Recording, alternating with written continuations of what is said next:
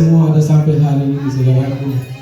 Dia yang memberkati kita, Dia yang menguduskan kita.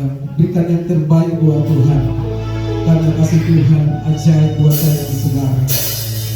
Terima kasih Yesus, naikkan syukur buat Tuhan.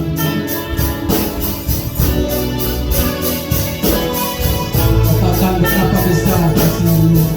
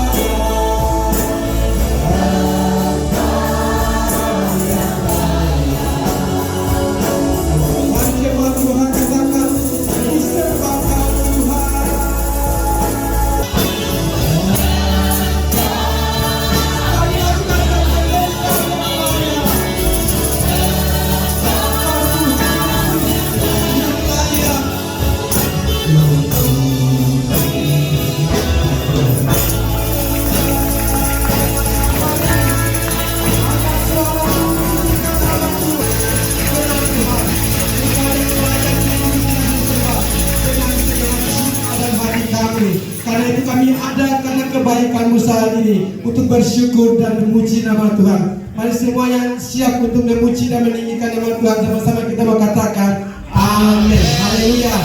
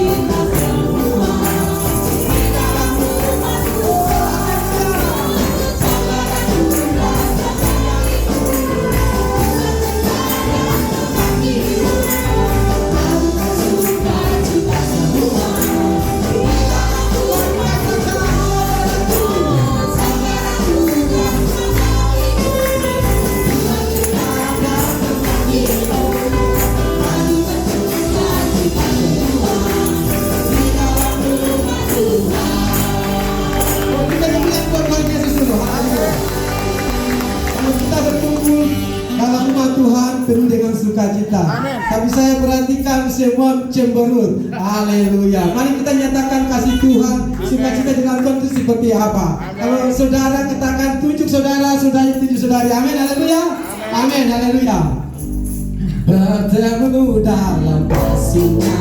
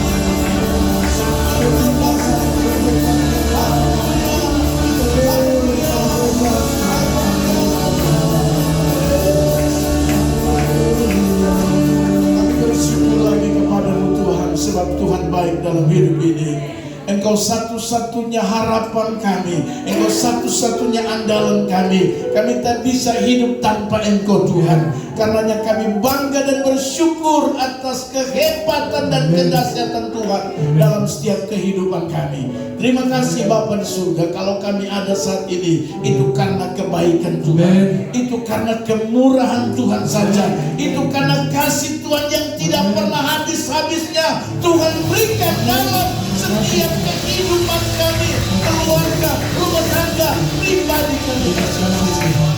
Karenanya Tuhan, kami bersyukur kepadamu. Kami sudah memuji-muji dan menyembah Tuhan. Kami sudah meninggikan dan mengagungkan Tuhan. Dan tiba saatnya kami mau dengar Engkau berbicara bagi kami melalui firman-Mu. Karenanya hamba berdoa, Roh-Mu yang kudus, biarlah Engkau tinggal tetap bersama dengan kami. Engkau tetap terus mengurapi kami tanpa terkecuali, agar firman Allah yang kami dengar daripada-Mu itu menolong kami dan memberkati kami. Terima kasih Bapa di surga. Terpujilah nama Tuhan. Kami siap dengar firman-Mu. Dalam nama Yesus kami berdoa. Haleluya, haleluya, amin. Silakan duduk kembali Bapak Ibu Saudara yang Tuhan Yesus kasihi. Haleluya.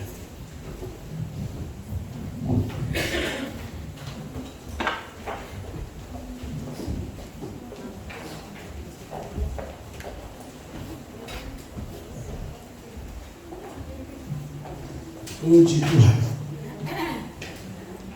Haleluya. Puji Tuhan.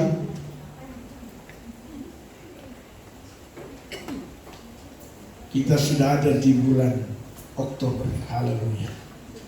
Oktober, tidak lama lagi kita sudah siap-siap bedak-bedak rumah, ya, cat rumah sama sini. Haleluya. Saya bersyukur selama 10 bulan, ya, semua jemaat dalam keadaan baik dan sehat. Amin. Haleluya. Itu satu kebanggaan tersendiri, ya, bagi saudara dan saya. Ya. Bukan berarti bahwa kita tidak melewati banyak persoalan, banyak masalah, tapi kalau kita bisa sampai pada tanggal 2, ya, tanggal 2 Oktober itu karena kebaikan dan kemurahan Tuhan. Haleluya. Amin saudara. Itu bertanda bahwa Tuhan Yesus itu sangat baik. Saudara percaya bahwa Yesus baik? Amin. Kasih tahu kiri kanan saudara, Tuhan Yesus itu baik. Haleluya. Dia sangat baik saudara. Ya. Haleluya. Saya hitung kebaikan Tuhan tidak bisa dihitung. Haleluya. Terlalu amat baik. Ya. Di tengah persoalan, di tengah masalah, di tengah tantangan, Dia selalu datang memberikan jalan keluar. Haleluya. Ya. Kadang-kadang orang bilang air sudah sampai di hidung, baru pertolongan itu datang. Tapi itulah Tuhan. Tuhan tidak pernah terlambat. Meskipun orang bilang dia lalai, tapi sebenarnya dia bukan lalai. Dia ingin supaya saudara dan saya menyadari betul bahwa Tuhan itu tidak pernah terlambat. Haleluya. Dan selalu indah pada waktunya sendiri. Haleluya. Anak-anak muda, puji Tuhan. Saya flashback lihat foto-foto anak-anak dulu masih imus-imus, meleleh-meleleh. Saya lihat, waduh, ya. Tapi sekarang semua sudah ada yang selamat malam om, ya. Haleluya. Tapi jangan sembunyi-sembunyi, ya. Tidak boleh sembunyi-sembunyi. Terus terang saja, ya. Jangan Philips dia punya motonya terus terang, terang terus.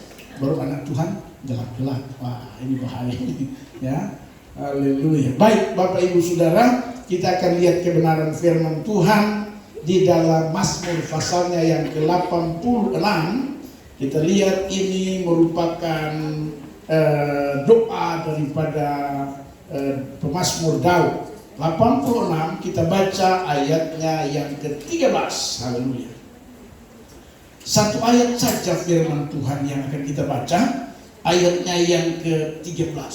Haleluya. Ini merupakan statement pernyataan Daud, doa Daud ya, karena dia merasakan luar biasanya penyertaan Tuhan dalam kehidupannya. Ayat 13 saya baca buat kita semua, dikatakan firman Tuhan begini, sebab kasih setiamu besar atas aku, dan engkau telah melepaskan nyawaku dari dunia orang mati yang paling bawah. Haleluya.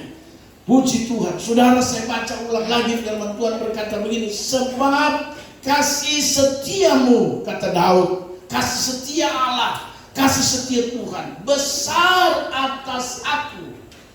Daud merasakan bahwa kasih setia Tuhan besar atas hidupnya. Dan selanjutnya dikatakan, engkau atau Allah telah melepaskan nyawaku dari dunia orang mati yang paling bawah. Haleluya. Saudaraku yang Tuhan Yesus kasih, pernyataan Daud ini atau ungkapan hati Daud ini juga bisa menjadi pernyataan dan ungkapan hati saudara dan saya. Kalau kita bisa sampai pada hari ini, maka kita bisa berkata, sebab kasih setiamu besar atas aku, dan engkau telah melepaskan nyawaku dari dunia orang mati yang paling bawah. Haleluya. Kenapa Daud bisa bilang engkau telah melepaskan nyawaku dari dunia orang mati? Karena kematian hanya selangkah di depan saudara dan saya. Percaya tidak percaya, kematian itu hanya selangkah di depan saudara dan saya.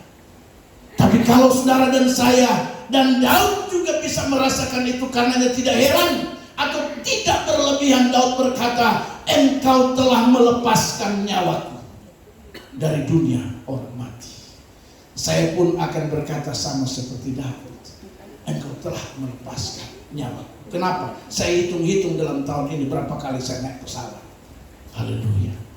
Tapi kalau saya ada saat ini, karena Tuhan melepaskan aku dari dunia orang mati. Amin. Haleluya. Berapa kali kadang saya bawa motor agak balap. Haleluya. Kadang lampu merah saya lewat saja. Saya bilang, Tuhan, engkau melepas. Kalau memang kita, waduh, saya bilang dunia orang, kematian itu memang betul-betul hanya selangkah. Kadang kita tidak tahu, karena memang kematian itu tidak mesti harus tua. Kematian itu tidak mesti harus sakit. Amin. Karena tidak berlebihan kalau Daud berkata seperti ini, sebab kasih setiamu besar atas aku, dan engkau telah melepaskan nyawaku dari dunia orang mati. Haleluya. Kita dengar kejadian, kita dengar berita-berita, bahkan ada berita-berita yang baru-baru ini kita dengar sampai tersebar di grup, orang dipotong. Mana tahu kalau dia mau dipotong, mana tahu kalau dia harus menghadapi kematian. Haleluya. Ada orang Manado, memang kematian itu. Karena itu Daud bilang, engkau telah melepaskan nyawaku. Mari sama-sama kita mau berkata, engkau telah melepaskan nyawaku. Haleluya. Tuhan melepaskan nyawa saudara dan saya. Karenanya dia berkata, sebab kasih setia besar atas aku. Kalau dengan demikian, harusnya sebagai orang percaya, sebagai anak-anak Tuhan, sebagai umat Allah, saudara dan saya harus paling tidak memberikan apresiasi penting terhadap Tuhan. Apresiasi atau rasa terima kasih atau respon yang benar, yang baik kepada Tuhan. Apa apresiasi kita, saudara? Sebagai orang-orang yang sudah merasakan besar setia Tuhan dan orang-orang yang telah dilepaskan nyawanya dari dunia orang mati. Kita belajar, saudaraku, paling tidak ada 3 apresiasi umat Tuhan, apresiasi saudara dan saya kepada Tuhan. Yang pertama, ayat 11. Mari kita lihat ayat 11 pembacaan firman Tuhan. Kita berkata begini, tunjukkanlah kepadaku jalan-Mu ya Tuhan, supaya aku hidup menurut apa? Kebenaran. Saudara, ayat 11 ini merupakan salah satu poin yang harusnya menjadi sikap apresiasi kita kepada Tuhan atas kebesaran kasih-Nya buat saudara dan saya, atas Tuhan melepaskan nyawa saudara saya dari neraka mati. Yang pertama dikatakan, tunjukkanlah kepadaku jalanmu ya Tuhan, supaya aku hidup menurut apa? Yang pertama, sebagai apresiasi kita kepada Tuhan, karena Dia sudah menyatakan kebesaran kasih-Nya, Dia sudah melepaskan kita dari nyawa kita dari dunia orang mati. Yang pertama, hiduplah menurut kebenaran Tuhan. Amin.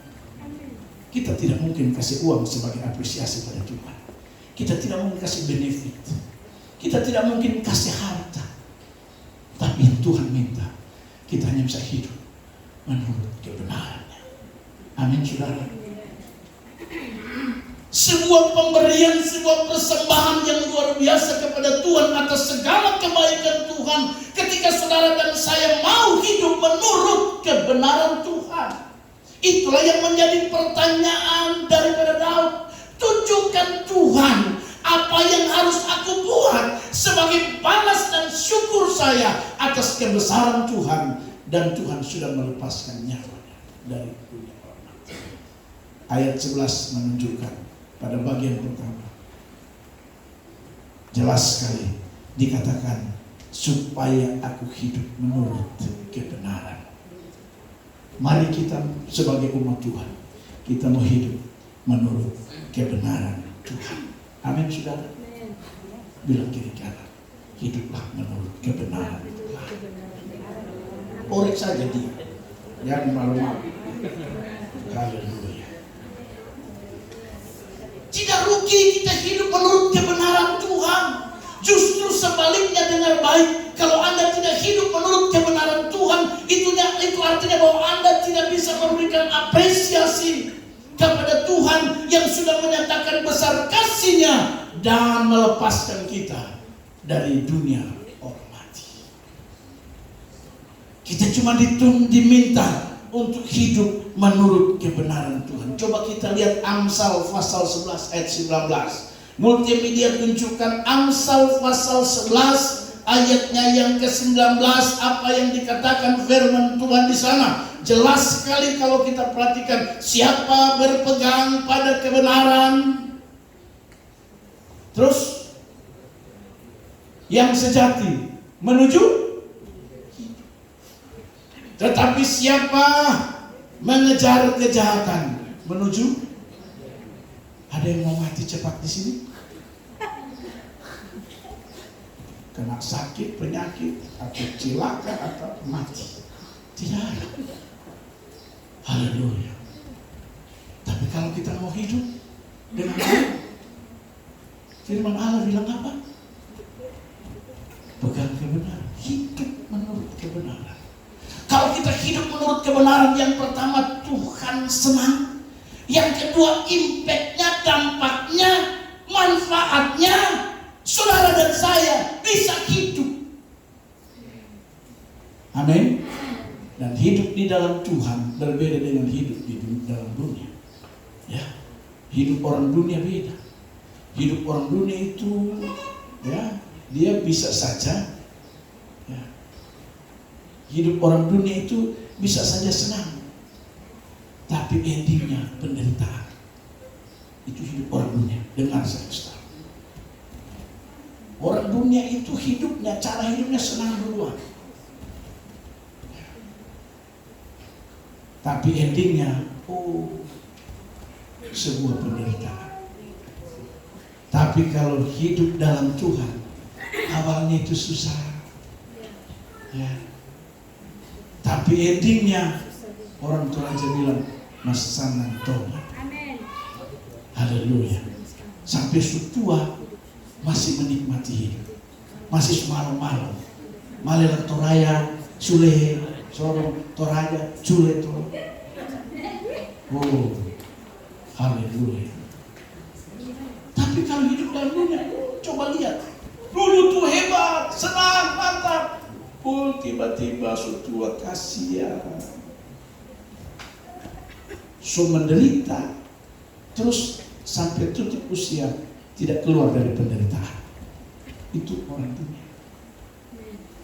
Tapi kalau anak-anak Tuhan, Orang yang hidup menuruti kebenaran Tuhan, berpegang pada kebenaran, itu pasti akan hidup dengan baik. Amin.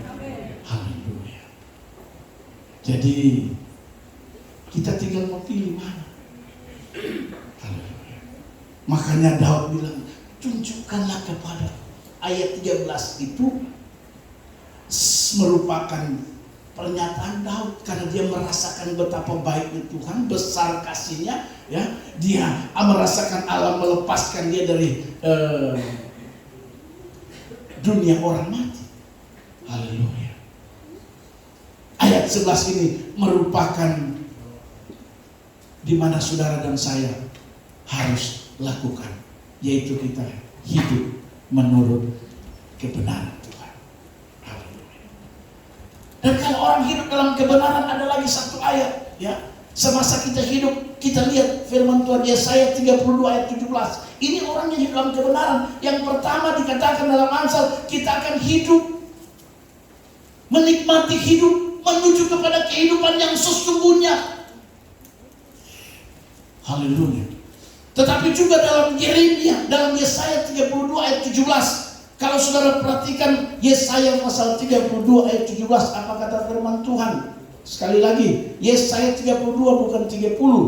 Haleluya. Kayak diperangi.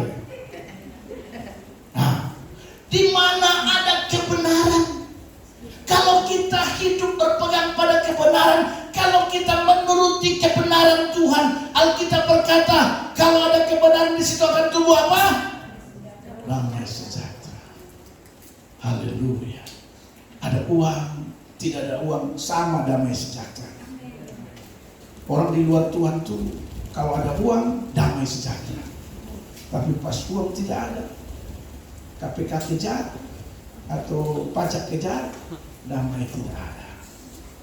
Polisi, apalagi polisi, tipikor. Haleluya. Orang kalau lihat polisi tipikor,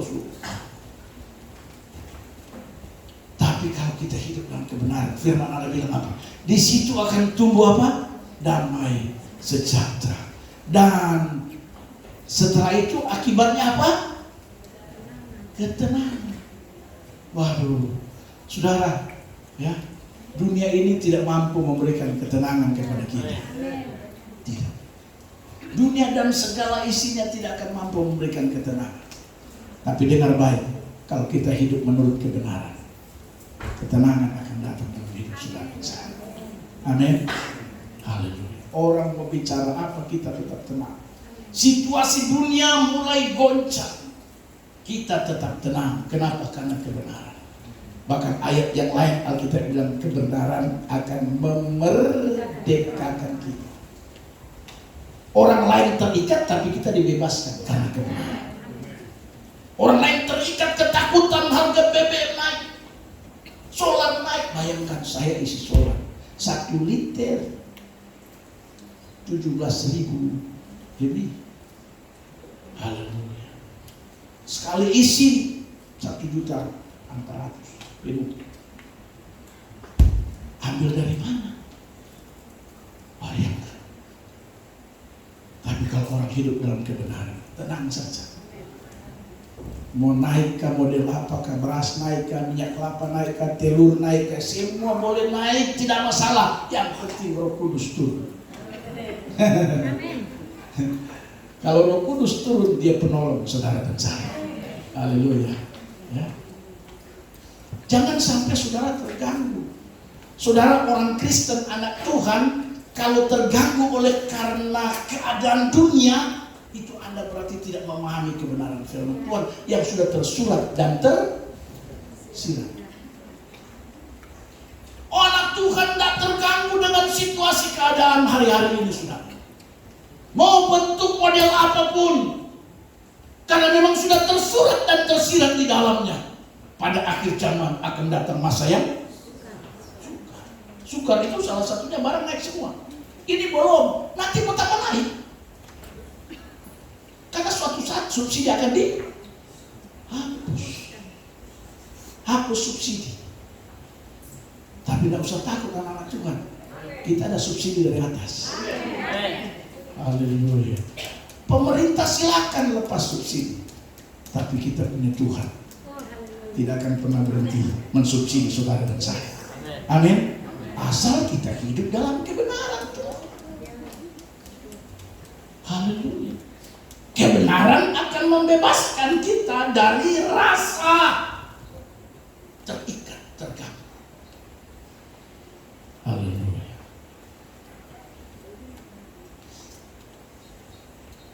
Kemudian ayat selanjutnya di Efesus 4 ayatnya yang ke-15, ada lagi satu ayat soal kebenaran. Kalau kita hidup menurut kebenaran, ya, Efesus 4 ayat 15, apa dikatakan firman Tuhan di sana?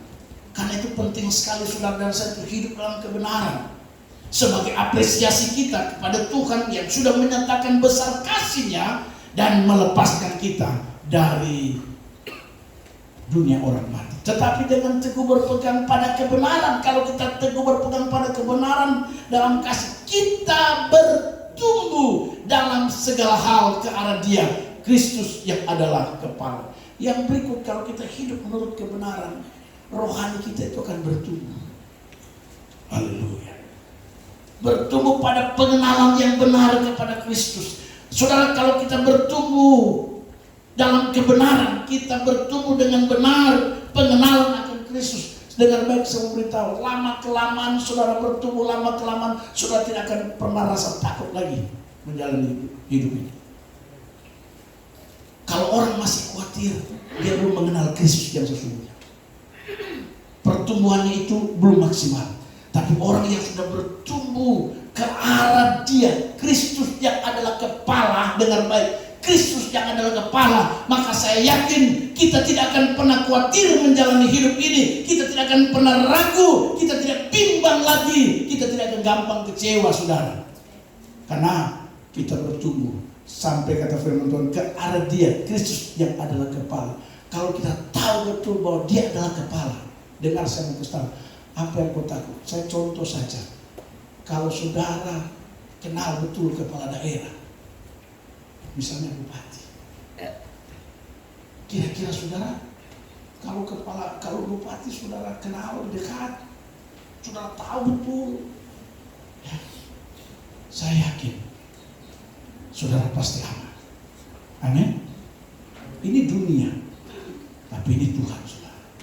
Kalau Dia kepala kita, haleluya. Ya, tinggal kita bilang, bos, tolong dispokan. Proyek berapa miliar? Kepala. Kita tidak akan pernah rasa takut. Kita tidak akan khawatir lagi. Orang yang hidup menurut kebenaran, kata firman Tuhan, dia akan bertumbuh. Bertumbuhnya kemana? Pengenalan kepada Dia, ke arah Dia, Kristus yang adalah kepala. Kalau kita kenal betul bahwa Tuhan kita itu pemimpin, Tuhan itu kepala, apa yang harus kita ragukan dalam menjalani hidup ini? Karena itu saya tidak pernah takut, saya tidak pernah khawatir. Dan apa yang saya doakan, saya tahu kepala akan kasih dispo. Tuhan, saya membangun butuh besi, Tuhan. Tuhan tolong, uang panitia kurang, harga besi hampir 100 juta. Tuhan tolong. Caranya, tiba-tiba Tuhan disposisi, ongko tak kasih murah, bawa besi sama pendeta Kimo, besi tak. Waktu besi sudah ada, suruh kerja, semen lagi. Tuhan, ini semen kurang, Tuhan, bagaimana? Dispo turun, semen 100. Amin.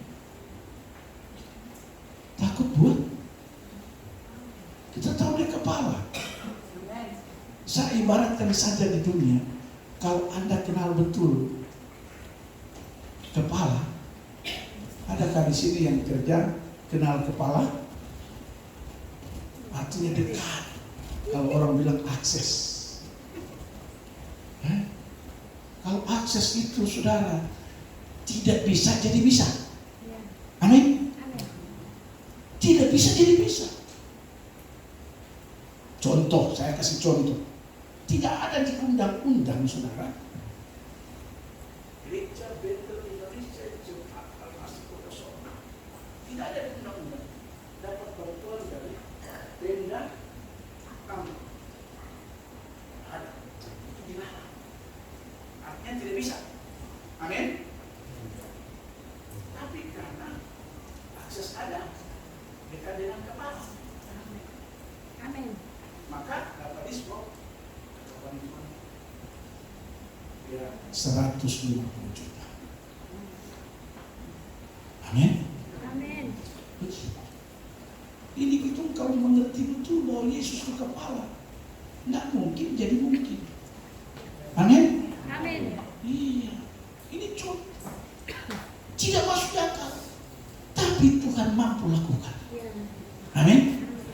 Haleluya. Jadi kalau ada saudara dan saya mengalami masalah persoalan dalam bisnis, usaha, ya, karir, pekerjaan, dengar saya mau kasih tahu.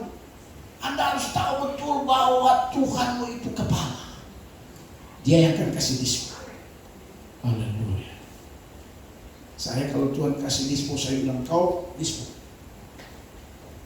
Ya.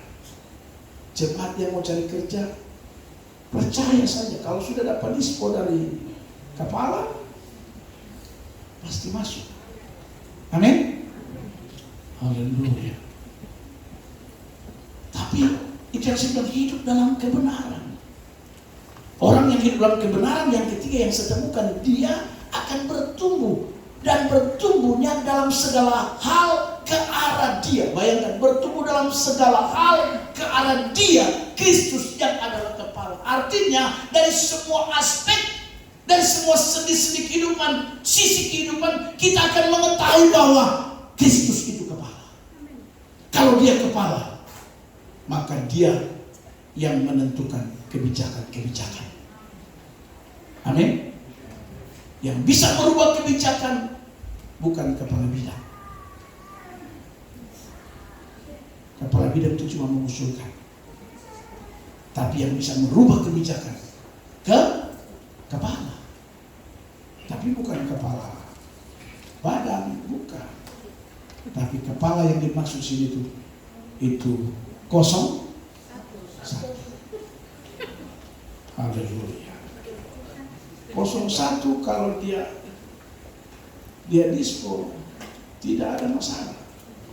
Istilah kita di Manokwari itu, kalau Anda sudah dapat diskon Garuda Mas, oh itu katanya lurus-lurus, ayo pas atau Garuda Mas. Garuda Mas itu langsung dari gubernur. Itu harus segera diamankan. Ya. Haleluya. Yang penting kita hidup menurut kebenaran. Dan hidup menurut kebenaran itu merupakan apresiasi kita kepada Tuhan karena kasih-Nya yang besar dan Dia sudah melepaskan kita dari dunia orang mati. Amin, saudara. Yang kedua, perhatikan yang kedua pada ayat yang sama. Apa sebenarnya yang harus kita buat? Karena Tuhan itu sudah menyatakan kebaikannya, saudara. Ayatnya yang kedua, ayat yang kedua, 11 bagian kedua dikatakan begini: bulatkanlah hatiku untuk apa? Takut akan nama. Haleluya. Yang kedua, dengar baik, dikatakan bulatkanlah hatiku. Untuk apa? Untuk takut pada namamu, pada Tuhan. Jadi yang kedua, Bapak Ibu Saudara, dari kebenaran firman Tuhan, sebagai apresiasi kita kepada Tuhan atas kebesaran kasih-Nya dan Dia telah melepaskan kita dari dunia orang mati. Yang kedua, harus jadi orang yang takut akan Tuhan. Dikatakan bulatkanlah hatiku untuk takut pada nama. Jadi orang bulatkan, kalau kata bulatkan itu dalam bahasa sederhana itu seantero, tidak sepenggal-penggal, tidak sepotong-potong. Kata bulat itu semua. Jadi hati kita ini benar-benar memiliki hati yang takut akan Tuhan. Kalau saudara merasa bahwa Tuhan itu sudah terlalu baik bagi kita. Saya merasa bahwa Tuhan terlalu baik. Ya. Besar kasih setianya, sama seperti yang dialami oleh Daud. Sama seperti pernyataan Daud pada ayat yang ke-13. Saudara. Ya. Dia telah melepaskan nyawa Daud dari dunia orang mati. Maka yang kedua, sebagai apresiasi kita saudara, atas hal itu dikatakan firman Tuhan, maka bulatkanlah hatiku ya Tuhan, untuk takut akan nama. Jadi yang kedua, kita harus memiliki hati yang takut pada Tuhan. Pak, apa maksudnya hati yang takut pada Tuhan? Hati yang takut pada Tuhan artinya hidup tidak sembarangan. Hidup tidak semau-mau lu. Itu namanya takut Tuhan. Orang yang takut Tuhan itu tidak hidup sembarangan. Suka-suka dia. Mau gereja kah? Tidak kah? Nanti minggu depan saya gereja. 3 minggu tidak. Terus nanti Natal lagi saya masuk. Itu bukan takut Tuhan. Takut Tuhan itu tidak boleh hidup sembarangan. Tidak boleh hidup semau. Kalau orang takut Tuhan harus hidup menurut jalannya Tuhan. Amin. Alkitab bilangnya di hari-hari ini Tuhan sedang mencari penyembah-penyembah yang menyembah Bapa dalam roh dan kebenaran. Hari-hari ini dengan baik. Dalam situasi-situasi yang sulit, dalam keadaan-keadaan yang belum tentu ke depan mau jadi apa. Tapi Alkitab berkata Allah sedang mencari penyembah-penyembah yang menyembah Bapa dalam roh dan kebenaran. Harusnya saudara dan saya bisa masuk dalam golongan tersebut. Pada saat Tuhan mencari, kita ada di sana. Amin. Kita masuk gereja kecuali mungkin kita sudah sakit parah, tidak bergerak lagi, tinggal diangkat, ya, pakai apa? Ya, tapi kalau masih cuma beringus, kenapa tidak gereja? Beringus.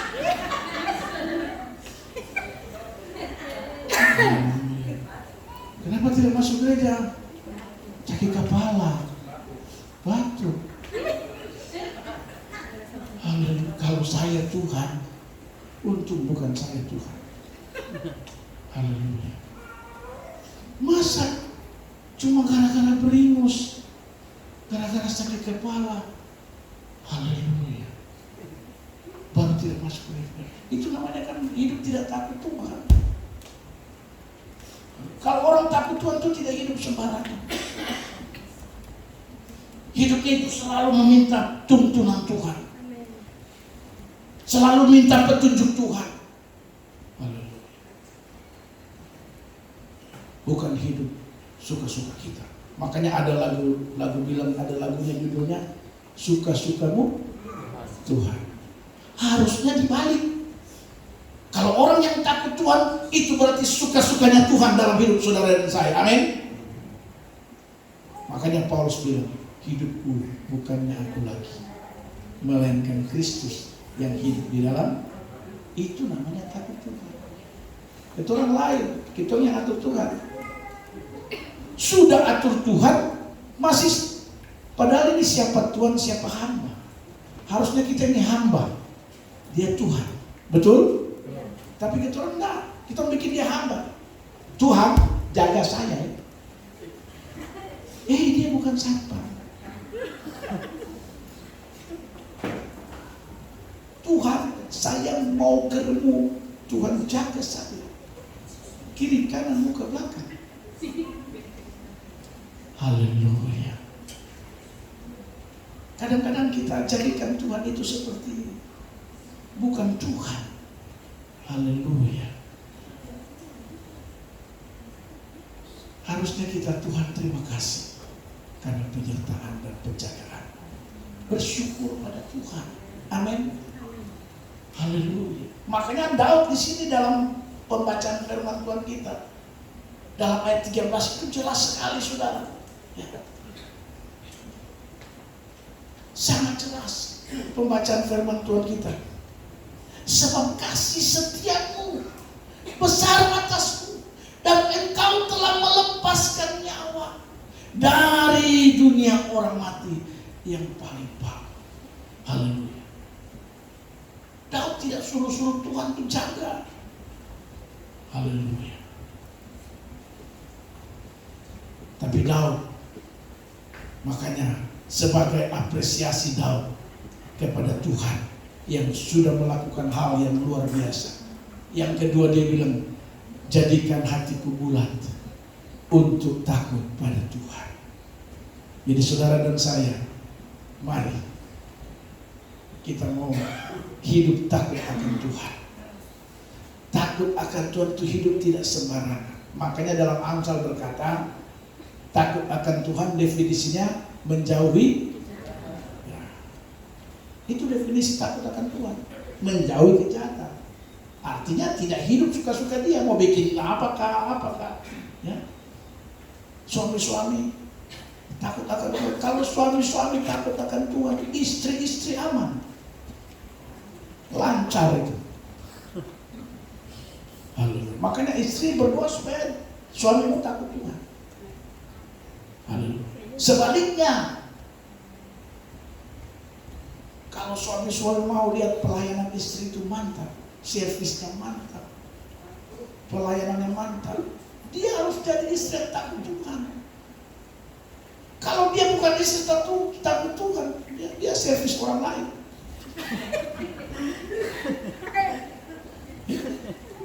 Haleluya. Makanya suami berdoa, Tuhan tolong supaya istri saya itu takut Tuhan. Kalau dia takut Tuhan, amanlah kita. Ya. Pulang kerja, rumah beres. Tidak andalkan pembantu.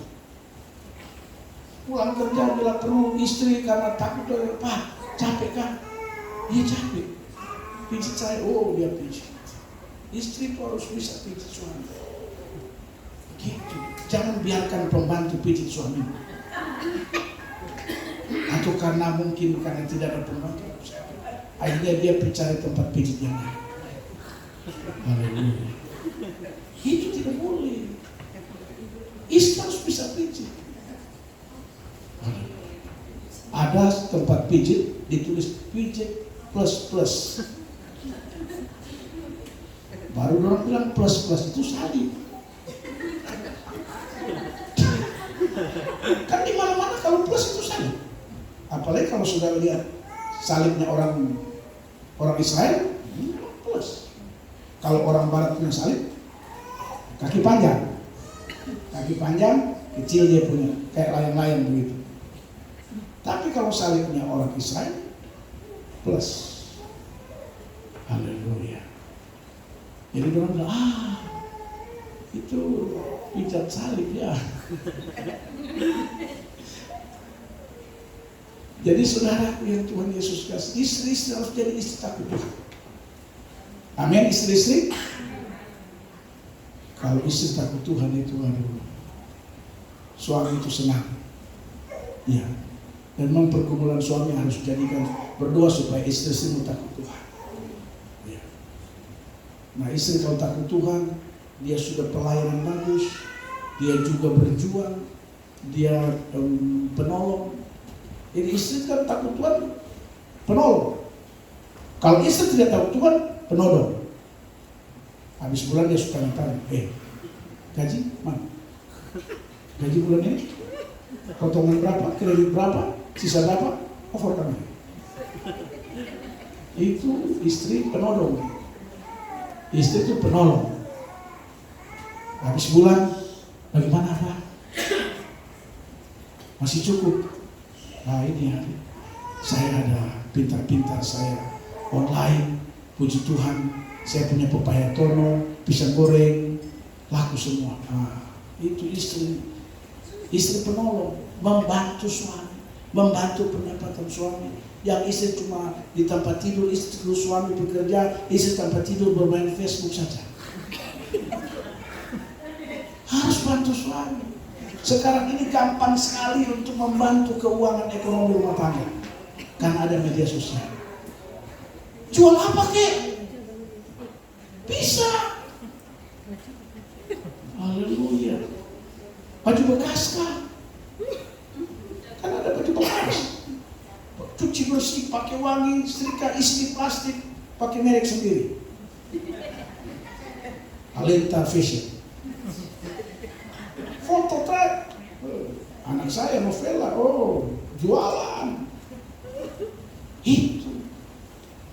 Jangan istri cuma tiap bulan todong.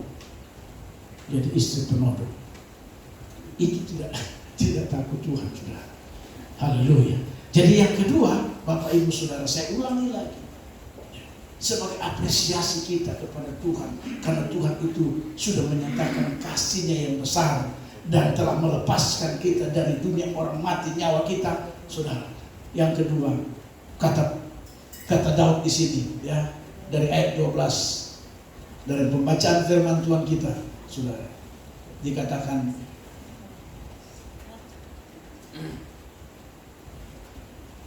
bulatkanlah hatiku untuk takut akan namanya.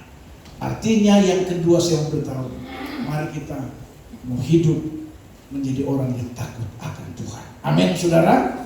Mau takut akan Tuhan, amin. Haleluya. Dan yang ketiga, sekaligus yang terakhir dari pembacaan firman Tuhan kita lihat ayatnya yang ke-12. Aku hendak bersyukur kepadamu ya Tuhan Allahku dengan segenap hatiku dan memuliakan namamu untuk selama-lamanya. Yang ketiga, apresiasi yang harus kita lakukan, kita buat terhadap kebaikan Tuhan, terhadap kemurahan Tuhan. Yang ketiga di sini, aku hendak bersyukur kepadamu ya Tuhan Allahku dengan segenap hati. Dia tidak bersyukur setengah hati, ya. Tapi kata firman Tuhan, aku hendak bersyukur kepadamu ya Tuhan Allahku dengan segenap hatiku dan memuliakan namamu. Jadi yang ketiga, apresiasi kita kepada Tuhan karena kebesaran kasih-Nya buat kita. Karena Dia sudah melepaskan, seperti kata Daud, nyawanya dari dunia orang mati. Harusnya hidup kita selalu bersyukur dan memuliakan nama Tuhan. Bagaimana caranya bersyukur dan memuliakan nama Tuhan? Bagaimana caranya? Caranya satu-satunya, ya, atau salah satu cara kita bersyukur dan selalu memuliakan Tuhan, yaitu kita rajin beribadah kepada Tuhan. Jangan Anda bilang, saya di rumah juga bisa bersyukur dan memuliakan Tuhan. Itu tidak mungkin menurut saya. Haleluya. Jadi yang masuk di akal, kita mengucap syukur dan hidup memuliakan Allah selama-lamanya. Salah satu yang paling jelas nampak bisa dilihat, yaitu apa? Kita rajin beribadah. Haleluya. Itu dia. Rajin ibadah. Ibadah komsel hadir. Jangan ibadah komsel tidak pernah hadir, hanya menunggu giliran saya. Kapan saya dapat giliran komsel? Tapi tidak mau hadir-hadir. Salah. Itu namanya Anda tidak mengucap syukur. Itu namanya Anda tidak memuliakan Tuhan. Jadi yang saya tahu di sini, Daud bilang, aku mengucap syukur dan memuliakan namamu selama-lamanya. Satu-satunya cara yang jelas dan nampak dilihat bahwa kita ini bersyukur, kita ini memuliakan Tuhan, harus rajin beribadah. Dan beribadah itu bukan hari Minggu saja. Bilang kiri kanan, ibadah itu bukan hari Minggu saja. Haleluya. Makanya gereja memfasilitasi kita dengan membuat ibadah-ibadah. Ibadah pria bagi yang pria. Haleluya. Kalau ibadah pria, ya jangan wanita, pergilah. Ada saya lihat ibadah pria, wanita ikut juga. Saya pikir kenapa kok ikut? Nah, saya dapat telepon tuh. Dapat telepon ke apa kerja, kok ikut, kok perempuan baru. Haleluya. Ibadah pria hadir semua. Makanya pria-pria pengurus saya kasih tahu, ambil nomor telepon pria-pria, taruh di grup, sebarkan. Hari ini kita ibadah. Karena memang cuma itu salah satu cara kita bersyukur. Jangan bilang, saya ibadah di rumah saja. Kosong itu. Ibadah di rumah haus, makanlah, minumlah, tidurlah, nontonlah. Ibadah di rumah. Haleluya. Tipu noge boleh. Ya, tipu Tuhan. Nah, itu. Karena kita ibadah. Ini salah satu cara yang jelas nampak, orang lihat juga bahwa kita memang hidup bersyukur kepada Tuhan dan memuliakan Dia. Bayangkan saudara, ibadah kita, ibadah wanita, hadir ibadah wanita. Bapak-bapak jangan pura-pura antar wanita karena saya lihat, kenapa ada bapak? Saya antar. Pas ibadah doa penutup, dapat panggil, mari.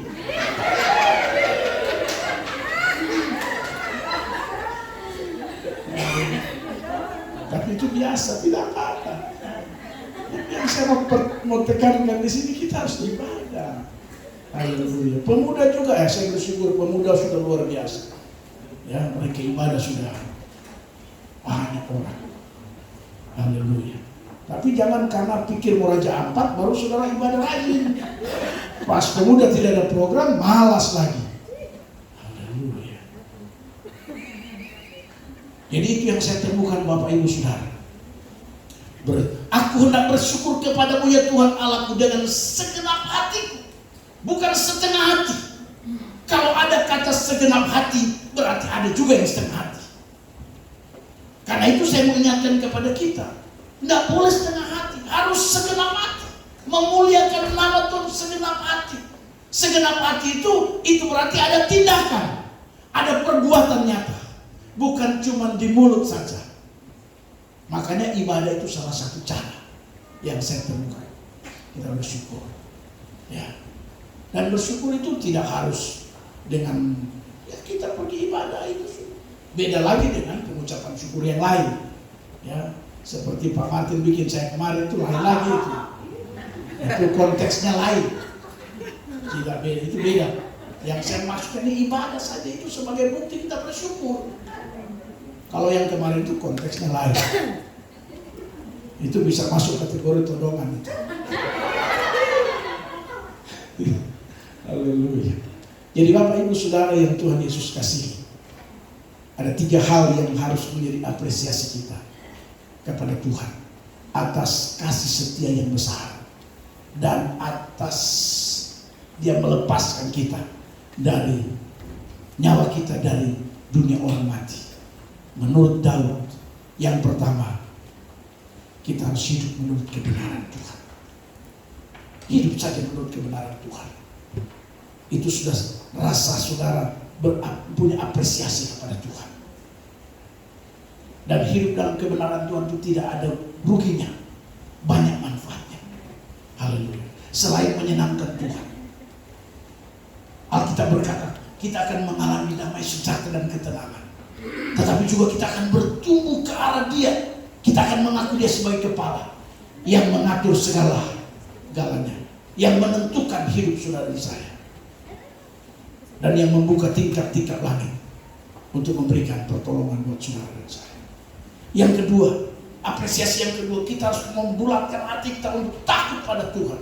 Takut pada Tuhan berarti tidak hidup sembarangan, tidak hidup semau gue kita, tapi hidup maunya Tuhan. Itu nama orang takut Tuhan. Hidup menurut maunya Tuhan, bukan maunya kita. Haleluya. Kalau hidup maunya kita, mau tidur saja, Apalagi kalau hari Minggu, malam Minggu kita tidur jam 1 malam, setengah mati bangun pagi. Mau ikut kita pemau. Kenapa? Mau ibadah. Nanti minggu depan sudah. Itu namanya ikut maunya kita. Memang begitu. Tapi kalau orang takut Tuhan, dia tidak mungkin hidup maunya dia. Waktu dikasih tahu, langsung oh ya. Haleluya. Di gereja mengantuk itu urusan. Yang penting saya masuk gereja dulu. Tapi saya percaya kalau sudah masuk gereja, Roh Kudus akan buka mata kita. Roh Kudus akan menolong kita. Takut Tuhan. Yang ketiga, bersyukur. Hidup ini harus bersyukur. Kemudian memuliakan Tuhan. Caranya bagaimana? Yang saya temukan, yaitu hidup. Yaitu kita harus rajin beribadah. Ibadahmu, kerajinan kita beribadah, itu sebagai bukti bahwa kita bersyukur dan memuliakan Tuhan selama-lamanya. Amin buat firman Tuhan. Tuhan memberkati kita sekalian. Haleluya.